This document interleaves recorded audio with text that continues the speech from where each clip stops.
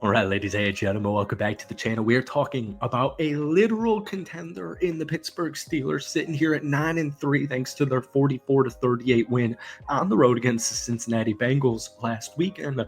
What's even crazier is what they're doing. For example, Russell Wilson just threw for 414 yards on Sunday. That is the second highest single game total of his entire NFL career. And they just had their highest scoring output since 2018. They just had 520 yards of total offense. They've been having numerous games putting up 400 or close to 400.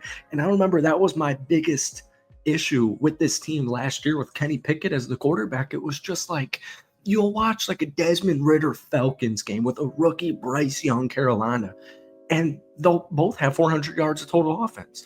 And you watch a Steelers game last season with Kenny Pickett, and it's like, all right, nothing close. They're lucky. They're happy if they get 300 yards. This is a much higher ceiling Pittsburgh Steelers squad than we have seen in a very, very long time. So, folks, welcome back to the channel. Obviously, we're talking about the Pittsburgh Steelers. Hit that like button, hit that sub button if you guys haven't already. Also, shout out to BetUS for sponsoring this. More on that in just a few minutes. But, guys, I want to rewind real quick because Kenny Pickett didn't work last year. Mitch Trubisky certainly didn't work last year. And Mason Rudolph worked in the final 3 games of the regular season and got him into the playoffs. And so Pittsburgh goes 10-7, right? And they play on the road wild card game against Buffalo, which was really stupid because the game got postponed. And that kind of annoys me even just thinking about that memory. But the point is, the thought process was when they brought in Russell Wilson and then they traded for Justin Fields in the offseason, the thought process is if you can go 10-7, because it's a top 5 defense last year, it's an even better defense this year, right?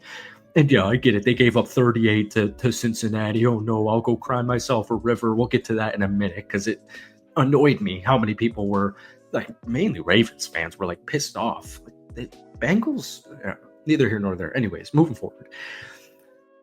If you can go 10-7 with that trio of quarterbacks and that defense, what can you do with an improvement? And that's what we're seeing right now. And so that's why I wanted to rewind the clock, because if you go back to January or March or April or whenever it was, the Vegas win total, you know how they do that for every team in the NFL?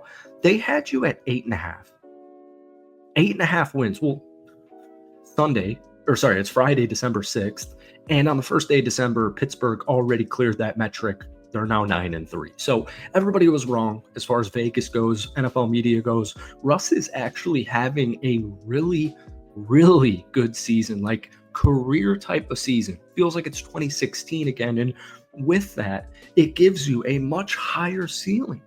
Like, we're about to get into the playoffs here, and I get it. People want to see Pittsburgh take down a good team. Well, you got 2 of them coming up. You got Philadelphia and you got Kansas City. And if there's one thing I know, especially after that win against Baltimore a couple of weeks ago, is Mike Tomlin and the Pittsburgh Steelers against really good football teams, they always come ready to play. They're going to at least split that.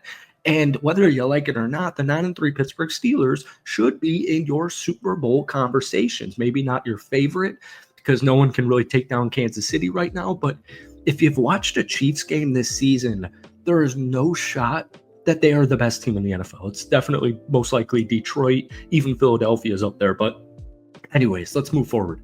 George Pickens currently ranks 8th in the NFL in receiving yards at 850. A big reason for that is Russell Wilson's moonshot. So that was another big issue that I think myself and every Steelers fan watching this video had with Kenny Pickett, or even just, Packers fan or any NFL fan like myself. When you watch Kenny Pickett, it's so uninspiring. It's so non-creative. There's no explosiveness.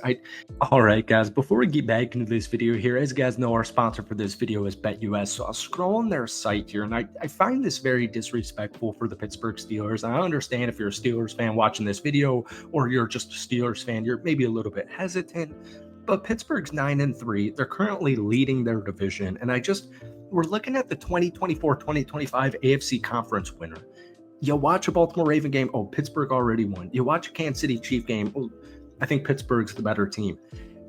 I'm looking at Pittsburgh here to win the AFC Conference at plus 950. If you're feeling it, if you believe, I'm just throwing that out there over on BetUS, all right? Keep in mind, guys, they're also offering 150% bonus on your first deposit and 125% bonus on your next two, all with the code YouTube150. Let's get back to the video. I never trusted Kenny throwing it 20 plus yards, 15 plus yards. Well, you don't have to feel that way with Russell Wilson. The highest graded quarterback on 15 or more yard throws this season is Mr. Russell Wilson at 97.4. Also, by the way, he's 5-1 as a starter. He only has 3 interceptions. He has also got 10 passing touchdowns. So really good touchdown interception ratio, just like he did. That was super slept on with Denver last season. Now, here's where it gets even more fun. This was against Cincinnati, and I get it. Oh, it's the Bengals defense. Congratulations. Do you want some flowers? And it's like, all right, look, man, the Chargers barely got by him. The Baltimore Ravens beat him 35-34. Like, it's Joe Burrow. And I get it. The Bengals defense is not good, but these are like a divisional game on the road. It's like a playoff atmosphere.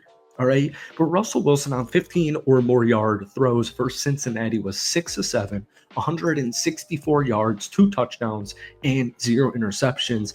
And by the way, his interception in that game, George Pickens, that was a blatant foul. That was a blatant foul. The refs were downplaying it so much. Gene Steratore was downplaying it so much. You can't do that. George Pickens bounced right back on the next possession along with the Steelers offense and put a touchdown on the board.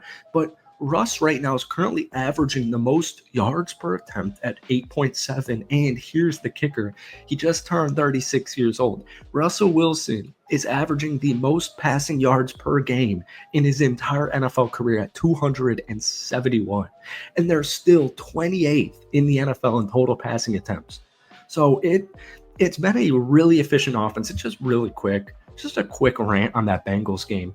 The Steelers actually joined, like we just said, the Chargers and the Kansas City Chiefs, and I think Baltimore as well, in allowing over 250 yards and 2+ touchdowns from Joe Burrow.